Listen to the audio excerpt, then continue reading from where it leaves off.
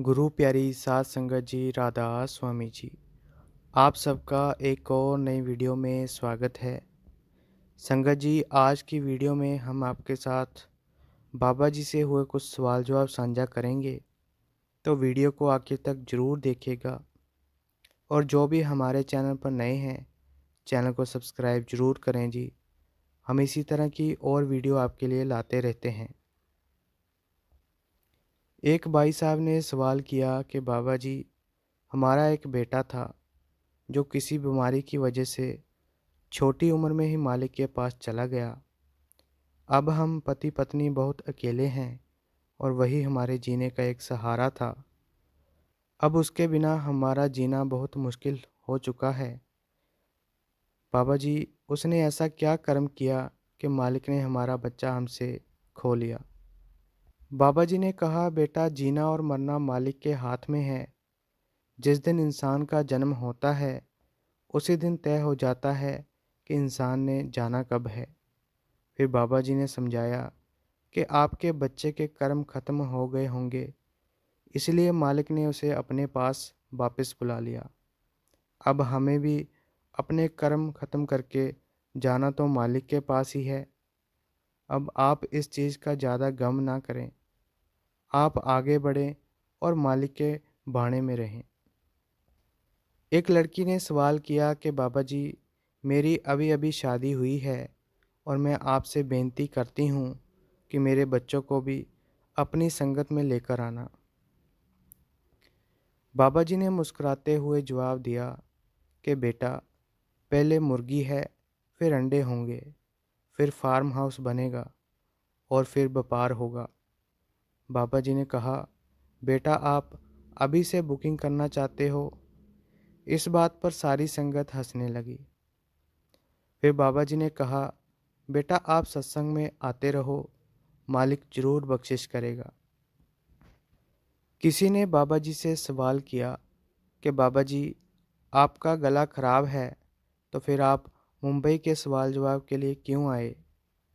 बाबा जी ने जवाब दिया कि बेटा, अगर मैं नहीं आता तो आपने कहना था बाबा खुद ही प्रोग्राम बनाता है और खुद ही कैंसिल कर देता है। फिर बाबा जी ने कहा, बेटा, मैंने संगत से वादा किया हुआ था, इसलिए मुझे इस प्रोग्राम में ज़रूर आना था। एक लड़की ने सवाल किया कि बाबा जी, जब संगत आपके दर्शन करती है तो सभी रोना क्यों शुरू कर देते हैं?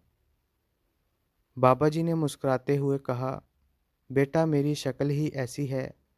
अब मैं बूढ़ा जो हो गया हूँ, तो इस बात पर सारी संगत हंसने लगी। अगला सवाल एक लड़की ने किया कि बाबा जी, मुझे शादी नहीं करनी। बाबा जी ने मुस्कुराते हुए कहा, बेटा, आप क्यों किसी लड़के का गुलाम होने का हक मार रहे हो? आप ऐसा समझ लेना कि मुझे एक पपी डॉग मिल गया है। यह बात सुनकर सारी संगत हंसने लगी। फिर किसी ने सवाल किया कि बाबा जी, नामदान क्या होता है? बाबा जी ने कहा, बेटा, नामदान लेना मतलब स्कूल में दाखिला लेना।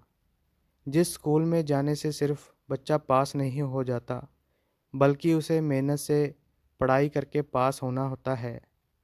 उसी तरह नामदान लेने के बाद रोज़ भजन सिमरन में बैठकर मालिक को याद करना पड़ता है और अपने जीवन की परीक्षा में पास होना पड़ता है।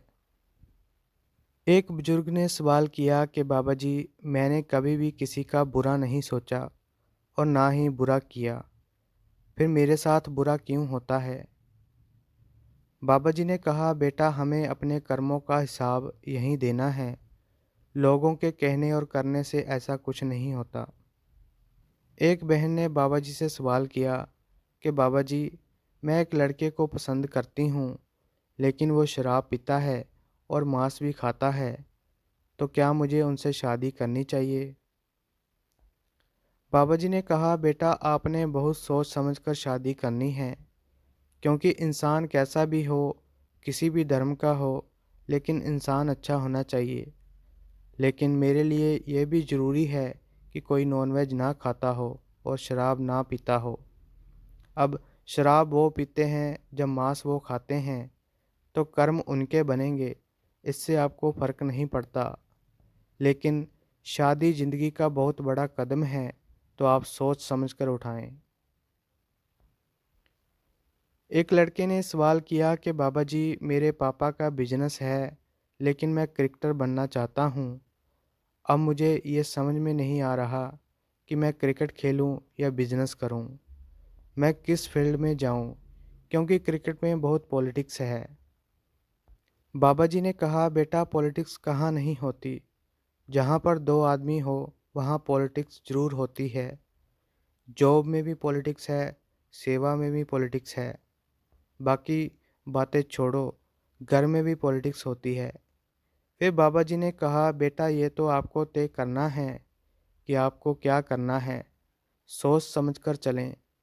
अगर आप क्रिकेट खेलना चाहते हो तो आपको कोशिश ज़रूर करनी चाहिए। अगर आप सफल हो गए तो अच्छी बात है, नहीं तो आपके पास बिजनेस का ऑप्शन तो है ही। तो संगत जी, ये थे कुछ सवाल जवाब। आज की वीडियो में इतना ही। अगर आपको ये वीडियो अच्छी लगी तो लाइक शेयर और कमेंट करें और चैनल को भी सब्सक्राइब ज़रूर करें जी।